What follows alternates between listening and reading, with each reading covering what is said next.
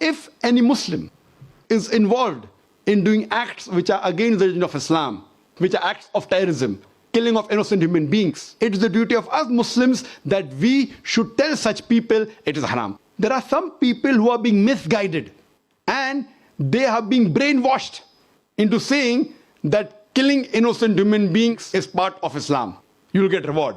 It's our duty as the mainstream Muslims to try and convey the right message of Islam and prevent such Muslims from being misguided.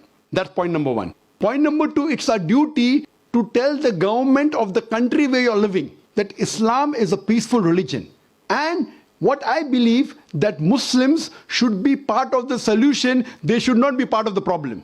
The government should not think that Muslims are part of the problem, they should think Muslims are part of the solution. And that's the advice I even give to the police of India and the police of Bombay, and I interact with the police force very often. And I tell them that you should take the Muslims in confidence.